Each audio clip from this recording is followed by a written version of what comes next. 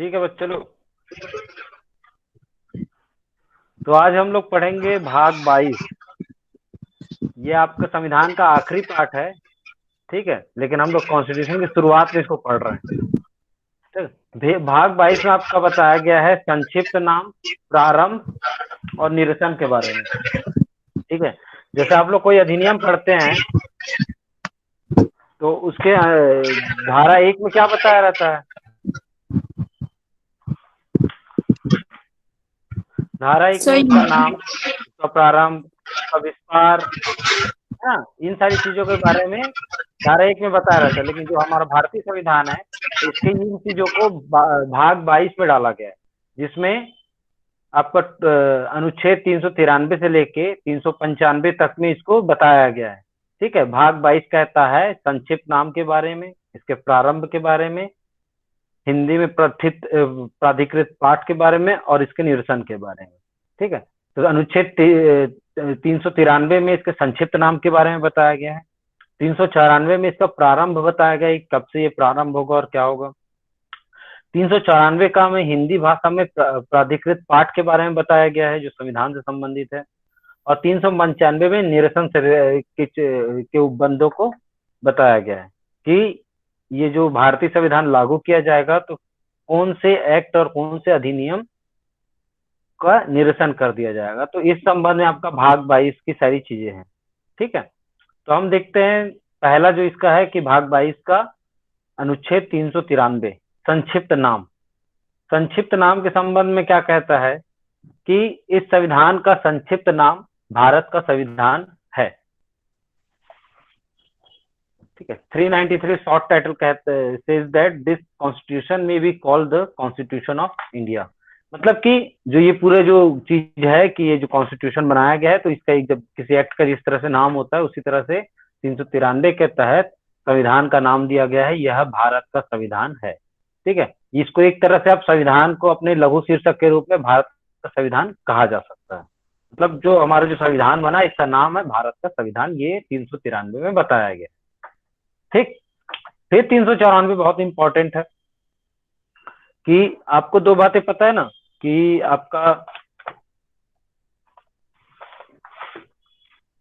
आपको दो बातें पता है कि आपका जो भारतीय संविधान है उसके लिए दो डेट आपको याद रखने के लिए बोला जाता है। एक आपका 26 नवंबर 1949 और एक आपका 26 जनवरी 1950।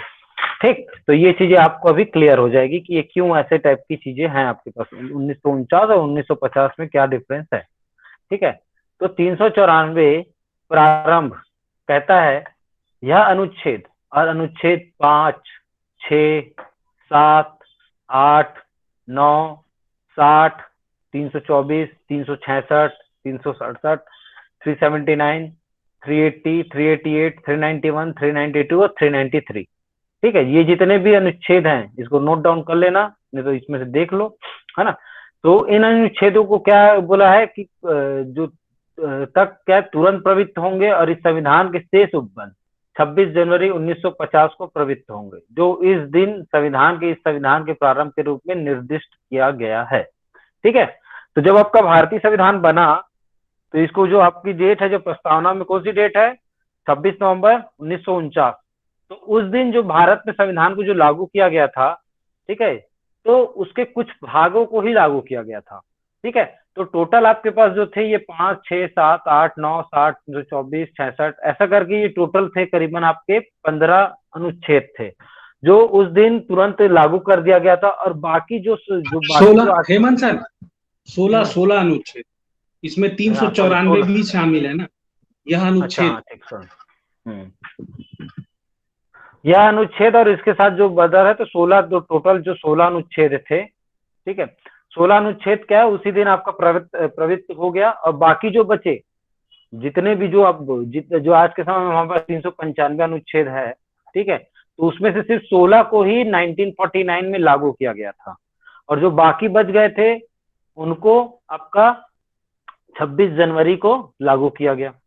तो इसलिए आपको जब 26 नवंबर के दिन को बोला जाता है संविधान दिवस, कॉन्स्टिट्यूशनल डे, या फिर उसको विधि दिवस के तौर पे मनाया जाता है ना।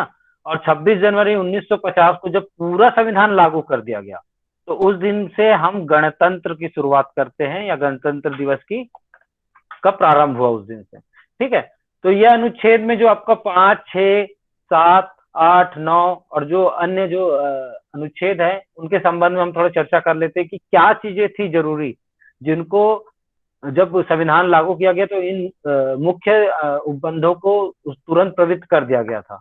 ठीक है, तो इसमें जो आपका 5, 6, 7, 8, 9 है, ठीक है, यह आपका संबंधित है नागरिकता से।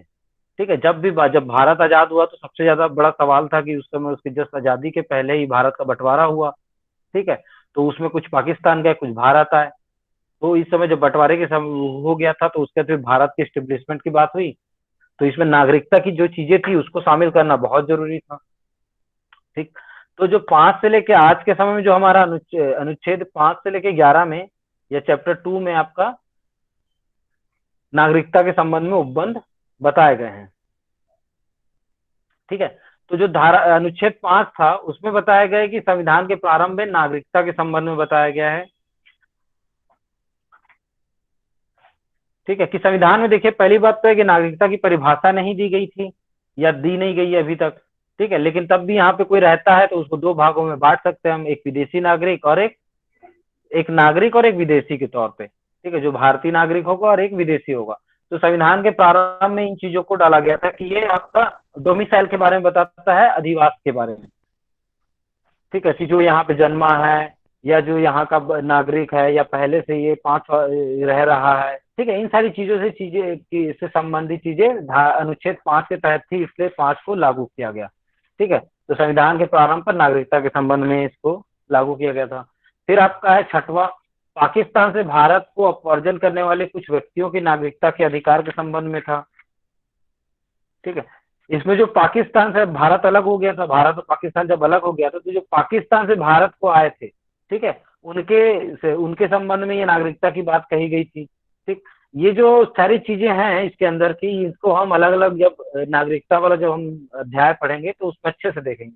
अभी बस आपको ये याद रखना है कि जो ये मेन जो 16 अनुच्छेद थे उनके बारे में क्या कहता है, उनका उसमें क्या बताया गया है। ठीक है, फिर पाकिस्तान को अपवर्जन करने वाले कुछ व्यक्तियों की नागरिकता के अधिकारों के संबंध में था। उसके बाद आपका था कि भारत के बाहर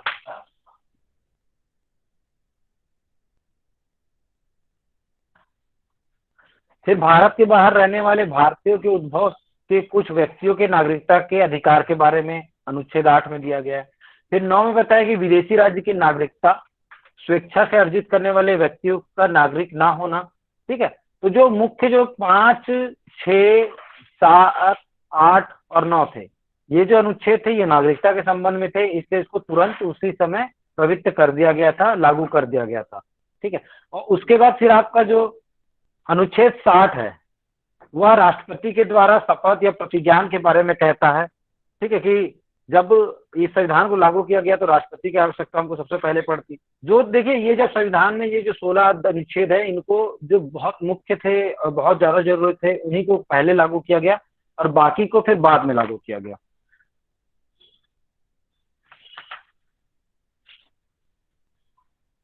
ठीक है, तो जो आपका ये राष्ट्रपति द्वारा शपथ या प्रतिज्ञान है, जब भी राष्ट्रपति जब नया राष्ट्रपति नियुक्त होता है, ठीक है, तो वो जो शपथ लेता है तो उसकी प्रक्रिया को बताया गया था कि वह कैसे शपथ लेगा। तो जो हमारा भारत का जो राष्ट्रपति है उसके द्वारा कहा जाता है कि मैं अमुक ईश्वर की शपथ लेता हूं कि मैं श्रद्धा पूर्वक भारत के सत्यानिष्ठा से प्रतिज्ञा करता हूं। ठीक है, इस तरह वो शपथ लेता है कि मैं संविधान का पालन करूंगा और इस राष्ट्रपति पद की गरिमा को बनाए रखूंगा। ठीक है, तो ये 60 के तहत इसको डाला गया। फिर जो आपका 324 था ये आपका चुनाव आयोग से रिलेटेड था कि भाई जब भारत आजाद हो रहा है और इसका अपना संविधान आएगा, ठीक है, तो यहाँ पे चुनाव की प्रक्रियाओं से रिलेटेड चीजें बहुत जरूरी थी, इसलिए 324 को डाला गया। 324 के तहत निर्वाचनों के अधीक्षण, निर्देशन और नियंत्रण का निर्वाचन आयोग में निहित होना कहा गया कि जो भी आपका चुनावी प्रक्रिया होती है, ठीक है, तो उसमें 3 बातें कही गई है कि अधीक्षण की चीजें, उसमें निर्देशन की चीजें और उसके नियंत्रण की चीजें। इन सारी चीजों को गवर्न कौन करेगा या इन सारी चीजों को संचालित कौन करेगा? निर्वाचन आयोग, इसलिए 324 को डाला गया। फिर आपका 366 परिभाषाओं को बताया, जो हम कल पढ़ चुके हैं, जो इसमें विभिन्न तरह की परिभाषाएं दी गई है। ठीक है, जो आप लोग को अच्छे से पता चल गई है कि 366 के तहत जो परिभाषा है वो कृषि आय से संबंधित, आंग्ल भारतीयों से संबंधित, अनुच्छेद को परिभाषित किया गया है, उधार लेना, खंड, निगम कर, फेडरल न्यायालय, माल, संपदा शुल्क, विद्यमान विधि, ऋण, उच्च न्यायालय, देशी राज्य, आपातकाल की घोषणा, उद्घोषणा, भाग, पेंशन, शासक, अनुसूची, अनुसूचित जनजाति, अनुसूचित जाति। ठीक है, इस तरह से कई सारी जो आप लोग परिभाषाओं में देखें तो ये 366 जो अनुच्छेद था इसको भी उसी दिन लागू कर दिया गया। फिर आपका 367 में निर्वाचन को बताया गया था।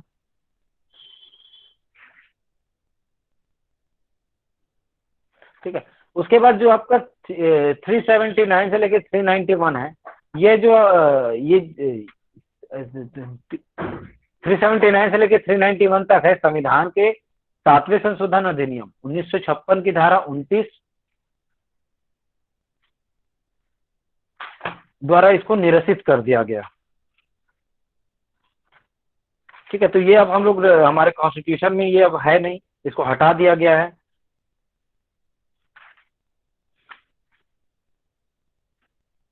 तो ये धारा 29 और उसके साथ जो संलग्न अनुसूची थी, इसमें अनुसूची का कोई नंबर नहीं क्योंकि शायद एक ही अनुसूची होगी, इसलिए इसमें जो संविधान की जो 7वां संविधान संशोधन अधिनियम पारित किया गया 1956 में, उसकी धारा 29 के तहत 379 से 391 तक के जितने भी उपबंध थे उसको निरसित कर दिया गया।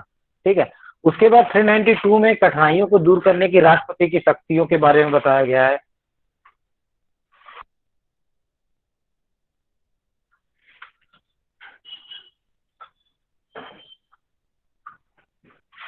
ठीक है, तो इसमें जो आपका था कि 392 में कठिनाई को दूर करने की राष्ट्रपति की शक्ति, ये आपका जो भारत शासन अधिनियम 1935 आया था। ठीक है, उसमें जैसे किसी गवर्नर जनरल को जो जो पावर्स दी गई थी, रेसिड्यूरी पावर्स बोला जाता है। ठीक है, तो उन पावर्स का यूज करने के बारे में बताया गया था कि वो सारे पावर जैसे उस समय गवर्नर जनरल को थे, ठीक है, वही पावर आप राष्ट्रपति में आएंगे, क्योंकि 392 को डाला गया था। फिर आपका 393 डाला गया था, जो हम पहले देख चुके, संक्षिप्त नाम के बारे में कि भारत का, इस संविधान का संक्षिप्त नाम भारत का संविधान होगा। और उसके बाद फिर यह अनुच्छेद जो 394 है, इस तरह इसमें कुल 16 अनुच्छेद थे, जिसको 26 नवंबर 1949 को लागू कर दिया गया था, और बाकी जितने भी थे उसको 26 जनवरी 1950 को लागू किया गया। हाँ, एक चीज और सर, इसमें से जो 16 अनुच्छेद हैं उसमें से 4 अनुच्छेद जो है वो निरसित हो गए, तो ये चीज को देखना। 379, 380, 388 और 391, तो ये जो 16 में से 4 हैं वो अब निरसित हैं। दिलीप सर,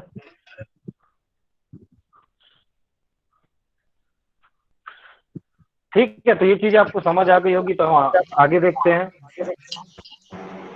कि अभी 394 का क्या है। 394 का हिंदी भाषा में प्राधिकृत पाठ के संबंध में बताया गया है। ठीक है, इसके साथ एक आप ये जोड़िएगा कि संविधान के 98वें संशोधन अधिनियम 1987 की धारा 3 द्वारा इसको अंतर स्थापित किया गया है। ठीक है, ये हमारे पास पहले नहीं था, है ना, इसको अंतर स्थापित किया गया है।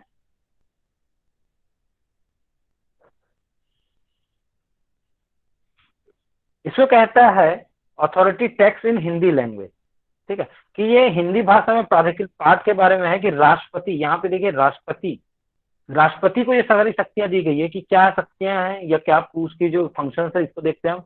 इस संविधान के हिंदी भाषा में अनुवाद को, जिस पर संविधान सभा के सदस्यों ने हस्ताक्षर किए थे, ऐसे उपांतरणों के साथ जो इस केंद्रीय अधिनियम की हिंदी भाषा में प्राधिकृत पाठों में अपनाई गई भाषा, शैली और शब्दावली के अनुरूप बनाने के लिए आवश्यक है, और ऐसे प्रकाशन के पूर्व किए गए संविधान के ऐसे सभी संशोधनों को इसमें सम्मिलित करते हुए तथा अंग्रेजी भाषा में किए गए इस संविधान के प्रत्येक संशोधन के हिंदी भाषा में अनुवाद को अपने प्राधिकार से प्रकाशित कराएगा।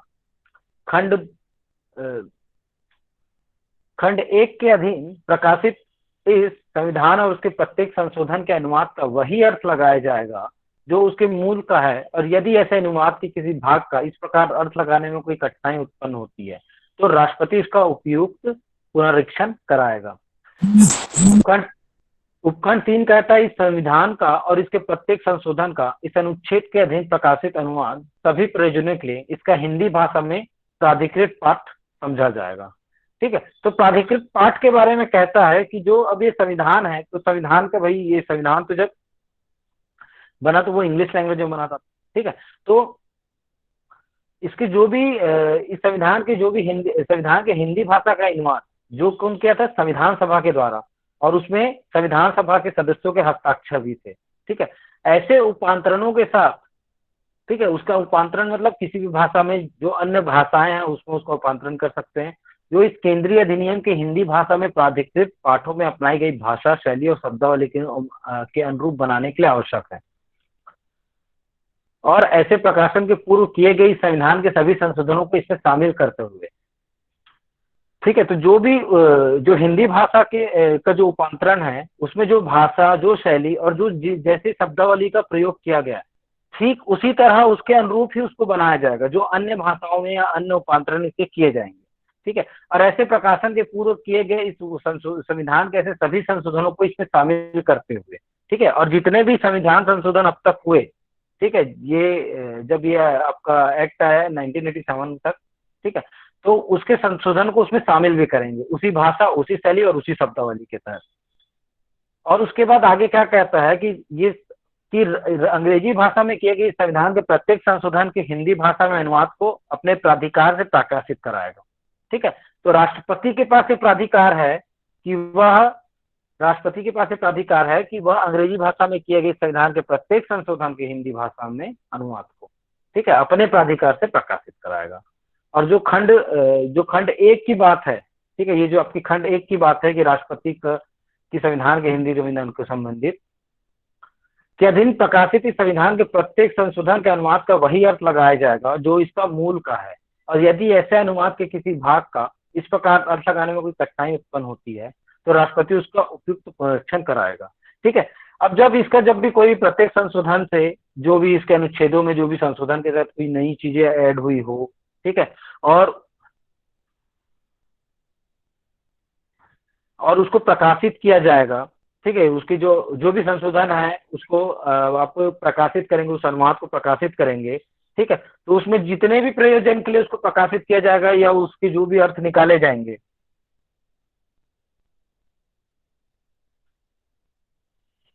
ठीक है, तो उसका वही अर्थ लगाया जाएगा जो इस संविधान के मूल का है। ठीक है, कि मूल का जो अर्थ है वही अर्थ उसका लगाया जाएगा। अगर कहीं पे किसी क्लॉज में, किसी उपबंध में, किसी शब्दावली में, ठीक है, किसी लाइन में, ठीक है, तो या किसी भाग में या किसी संशोधन के किसी भाग में, किसी से धारा में अगर कोई उस अर्थ को समझने में अगर कठिनाई उत्पन्न होती है, ठीक है, तो उसको राष्ट्रपति के पास भेजा जाएगा या राष्ट्रपति उसका उपयुक्त पुनरीक्षण कराएगा कि हाँ भाई यहाँ पे ये भाषा और ये शैली का प्रयोग गलत हुआ है, तो इसको इस तरह से सुधारा जाए। ठीक, फिर इस खंड 3 कहता है कि इस संविधान का और इसके प्रत्येक संशोधन का इस अनुच्छेद के अधीन प्रकाशित अनुवाद सभी प्रयोजनों के लिए उसका हिंदी भाषा में प्राधिकृत पाठ समझा जाएगा। ठीक है, तो जो हिंदी भाषा का है वही इसका प्राधिकृत पाठ समझा जाएगा कि यही मेन है और यही मुख्य है। इसी से सारी चीजों को आप कंपेयर करेंगे या फिर कुछ चीजें अगर उसको अगर किसी शब्दावली में समस्या आ रही है, ठीक है, तो उन सारी चीजों को इसी के अनुरूप देखा जाएगा कि हाँ ये मूल में क्या कहता है इन सारी बातों के बारे में। ठीक है,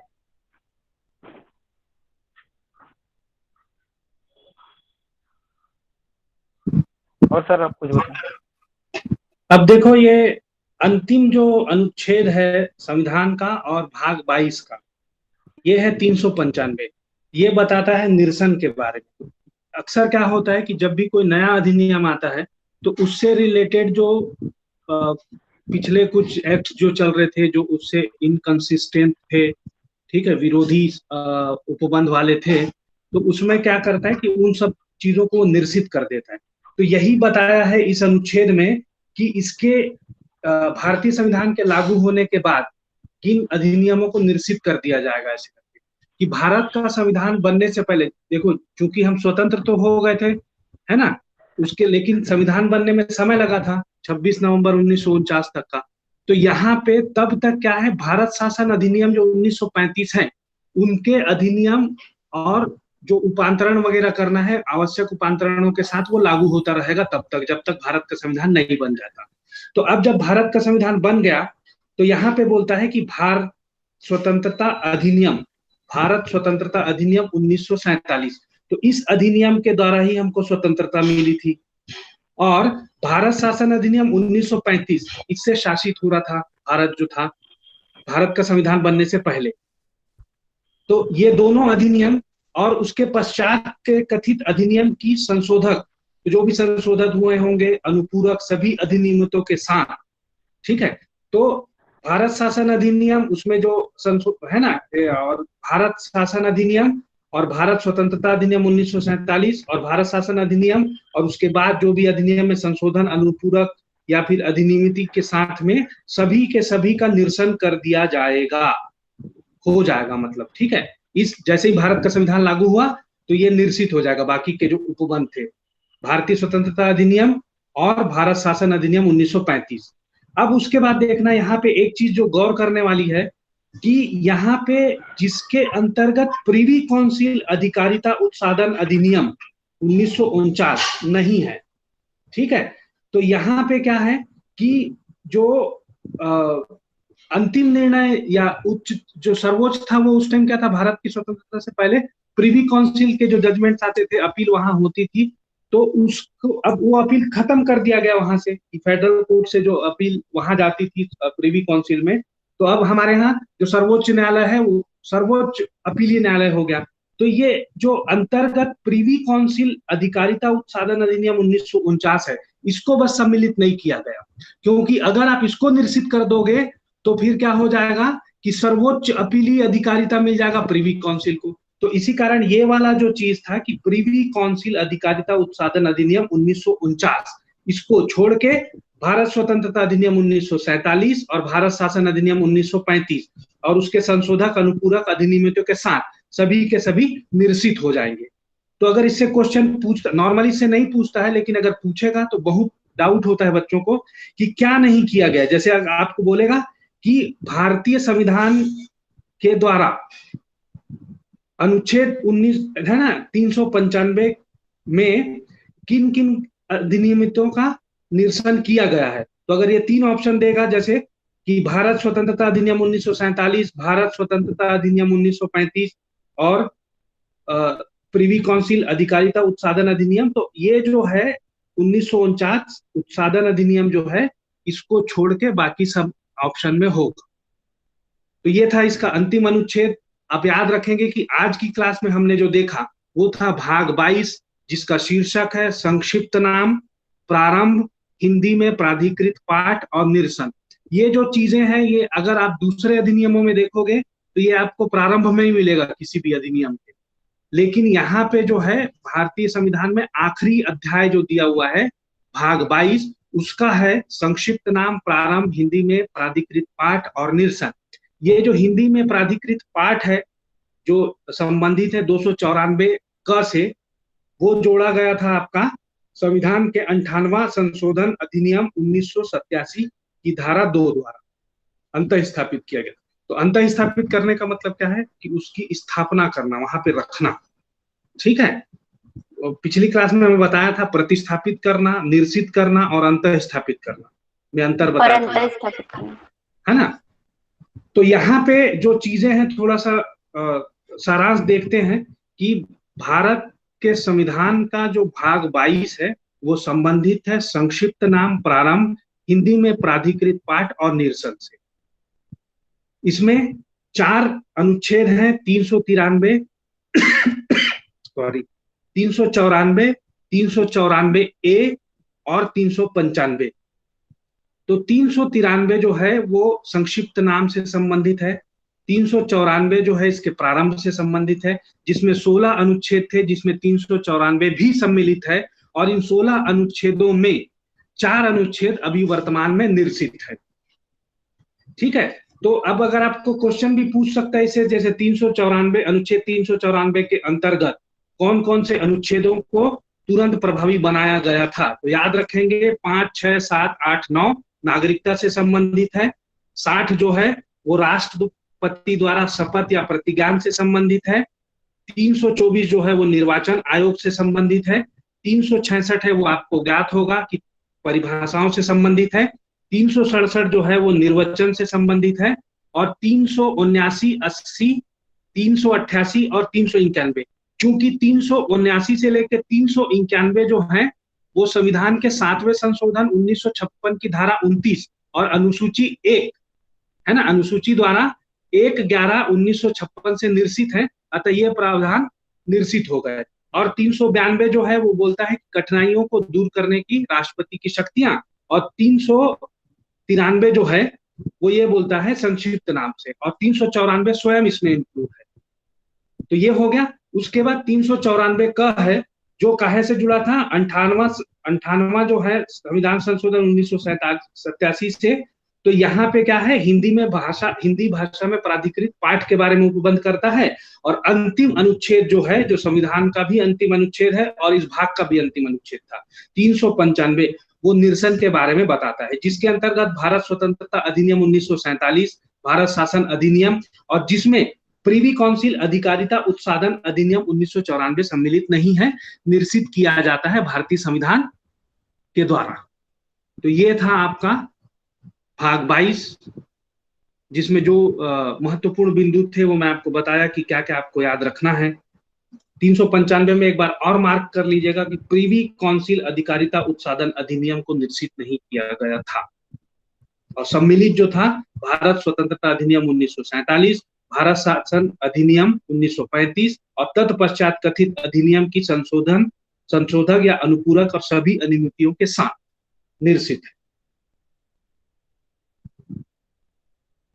और थोड़ा सा बच्चों को डाउट ये भी आ सकता है कि सर, जब भारत को हमारे भारतीय स्वतंत्रता अधिनियम 1947 से मिली, तो अगर उसको निर्सित कर देंगे तो फिर स्वतंत्रता खत्म हो जानी चाहिए, लेकिन ऐसा नहीं है। इसके निरसन के बावजूद अब भारत की स्वतंत्रता जो है, वो संप्रभुता जो है, वो भारतीय संविधान के द्वारा लागू है। अब इससे कोई डाउट होगा आप लोग को तो पूछें।